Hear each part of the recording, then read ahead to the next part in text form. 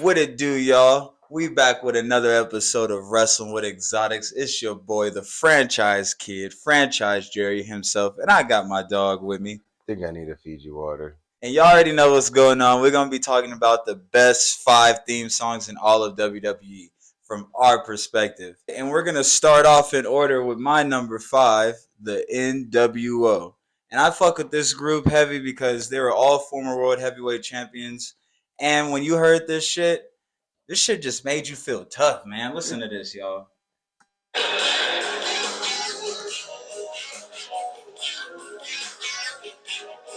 For life, brother. Yeah, I can fuck with that, bro. That shit is cool, honestly, bro. they are like it's like a cult following they have, and you play that music, people react to it. Even if someone who's not a major wrestling fan, but wrestling took over the '90s so crazy, and the NWO is a part of that. So like, without them, wrestling probably wouldn't be here today because they were making so much money for the industry itself, and then like, you had people like Hogan. Kevin Nash, Macho Man. That's exactly what I say. Randy Savage and the shit. So they united a lot of people. Yeah, bro. You did not expect that faction to come together when it was starting. And next up for my number 5, of course, I'm a huge Kurt Angle fan. People might say start off so low, but I'm not biased. And Kurt's music is great in its of its own. But I feel like this is a sturdy way to start off this list, and he's gonna play it. I'm gonna tell you how I feel about it afterwards.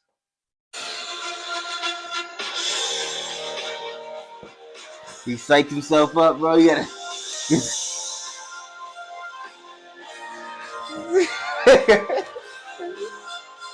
Intensity, integrity, intelligence. Doesn't get any better than that, bro.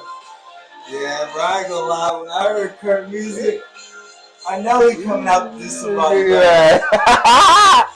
He coming out there to celebrate. It's like perfect celebration music. Hell yeah, bro. 06 Kurt Angle, bro, he was a motherfucking monster. And when you heard that music, you knew you was finna get your ass whipped. Every time. I feel like people at first glance take Kurt and think he's corny, but really Kurt's hilarious. He can use his character to his advantage, like a Chad Gable in his current WWE, but at the same time, Kurt was way more serious, and that's why he won so many championships. Because at the end of the day, he was a gold medalist, so he wasn't coming there to just stand around and be funny. He's like, I want to win these championships, right? You know, bro. He's like, I'm trying to do people bad for real. Yeah, so as long as you make me a winner, I don't care. That part.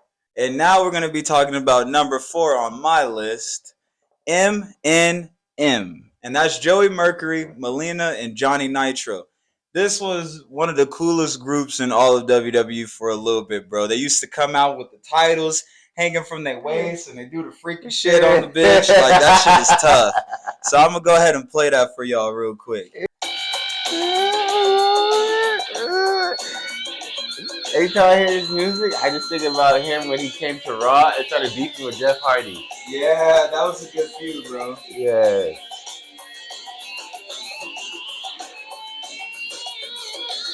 I used to love hearing that intro music, bro. You got Melina Fine Ass coming out, hitting the splits on you. You got the paparazzi going. You got them doing the shit with the titles out and then the flashy coats. Bro, it was just such a good time of wrestling, bro. It almost makes me sad that there's not a lot of gimmicks that can ever reach that type of star power anymore these days.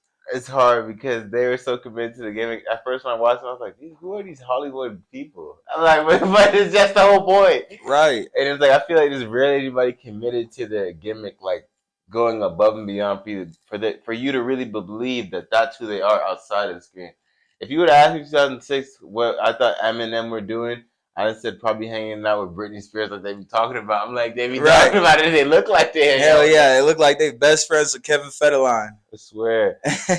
Speaking of him, he was in this shit for a little bit. He was beefing with John. I was sick. I was like, nigga, I don't know you, but you barked up the wrong tree, bro. Right. Weird ass nigga. And for the 4th person on my list, I cannot forget to mention 2006, Rey Mysterio had some of the best entrance music I've ever heard, and he had POD come through and perform at WrestleMania 22. Yeah, and he brought that little Latino vibe. Yeah, like he said, "What you gonna do? We come for you." I was like, "Ooh, that's that shit, play that shit, man."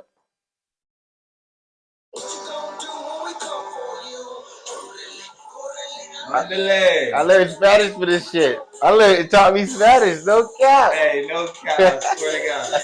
619.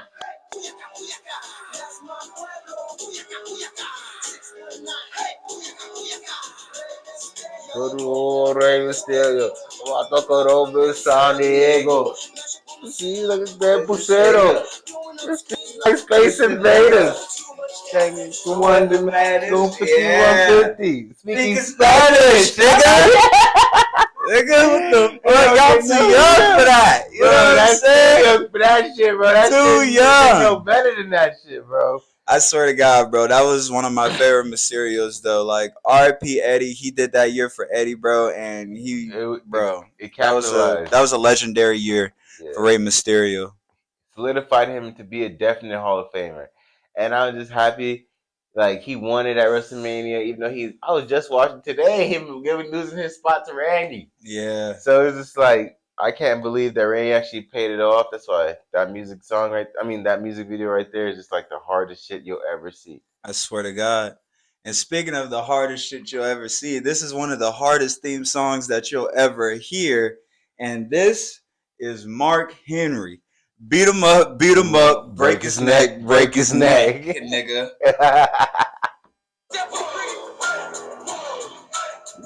What's up? No cap. No cap. Every time. Somebody go get their ass beat.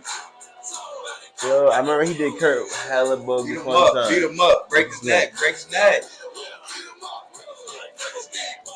Just be scared of a man.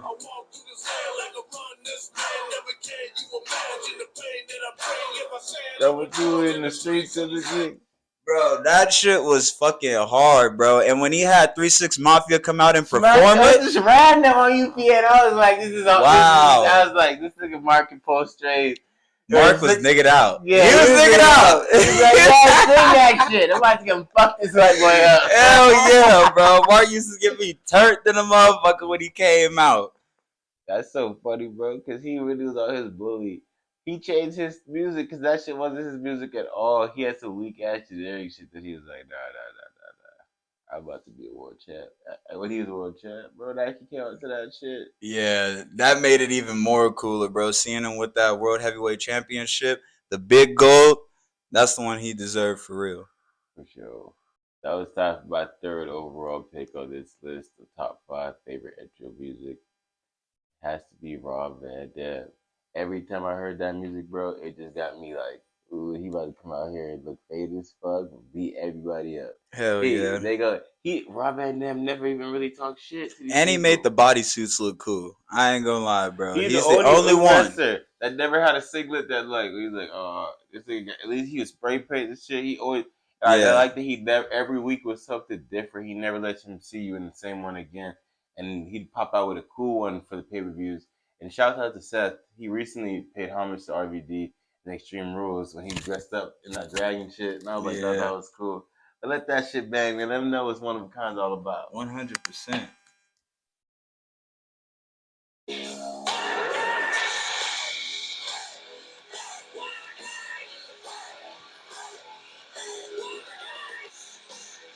Yeah, this shit was tough, bro. I remember being a kid just being hyped to see RVD. He just come out, bro. He's like, what do you expect? They came here to see me. When I look in your eye, makes you believe I'm one of a kind. Here I see you in the black and mine. Interesting little fact. I think Rob Van Dam's the only one still undefeated at WrestleMania. Huh? I think Rob Van Dam's the only one still undefeated at WrestleMania. Is he? If that's still standing, he's the GOAT for that. I think, because... him and Michael Cole. Michael Cole is not trying to give that record up because he know the next one is an L. Hell yeah. But I believe RVD won WrestleMania 22, 23, and he wasn't at 24, 25. He hasn't been at WrestleMania since, I don't think so. Man, I would have loved to see him come back for Raw's Legends show. Yeah, I don't know why WWE doesn't reach out to him more. And I feel as though... Probably because he's so in the cannabis industry. He's got his own strain now, I think, too. Yeah, I think that's and they just not trying to fuck with it like that. But they're gonna rock with Matt Riddle and his freaky ass. But at least RVD's been in the Hall of Fame though, so yeah, I don't think Riddle's going there. Man, RVD is a legit Hall of Famer for sure. For sure. And speaking of Hall of Famer, I got two more for you. And speaking of two more for you, I got two more words for you. DX coming in at number 2 on my list. I'm gonna let y'all hear this. Are you ready?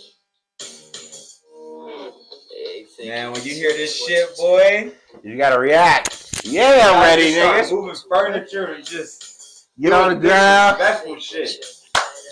Might want to slap your mama because she told you wash the dishes. You get disrespectful. You just get in the grocery store, you just look around, start taking shit. Break it down. Just gotta go crazy. Insane. I'm doing what you told us to do. That's a brace, little man. Break it down, bitch. I don't even know what the fuck they talking about, but I just get hyped. I have absolutely no clue. He said, breaks, little man. I said, oh, yeah, who's little man? I don't know, but you breaks. He said, it must break your heart to see what I am, boy. I was like, yeah, nigga, I can get down with this. He said, he's a hater.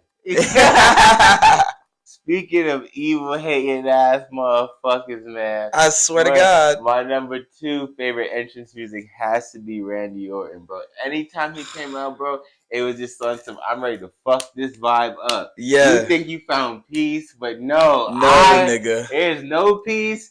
Triple H hold me at a young age. I thought he had my back and groomed me to be a world champ. Bro, he's punting niggas in their head. He don't got no remorse because he's just sick. He's sick and tired of being disrespected, and it's low-key everybody else's fault because they made him do that match with Mick Foley, so he tapped him to that side. Oh, yeah. Then Triple H did that shit to him. Then they tried to have him as a face and then put no championships on him. So he's like, nah. This happy-go-lucky shit ain't working for Randy. He said, I'm going to go get my gun. Yeah, I'm going to go get my gun. But with that being said, here is the legend killer, Randy Orton. Yes. Boy, when you hear that, you know he coming out on that bullshit. You know he hit that shit, bro, and he just slowly creep to the ring. Put one hand up on the best.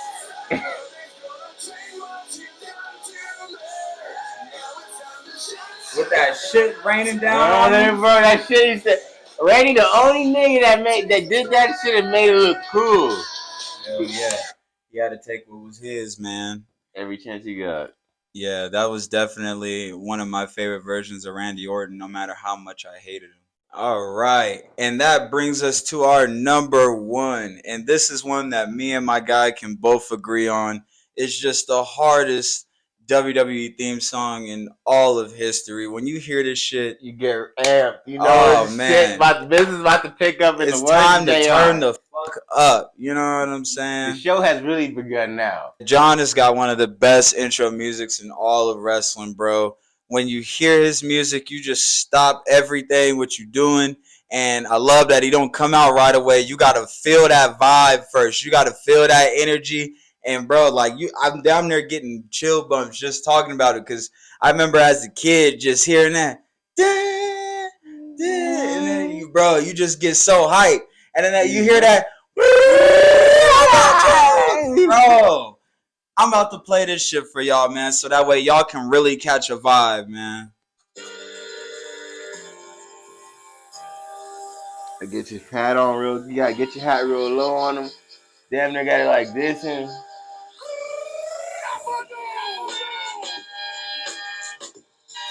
Chain gang. He said, I'm saying, man, hustle, loyalty, respect. Man, you already know what to do. Yeah. My time is up, my time is now.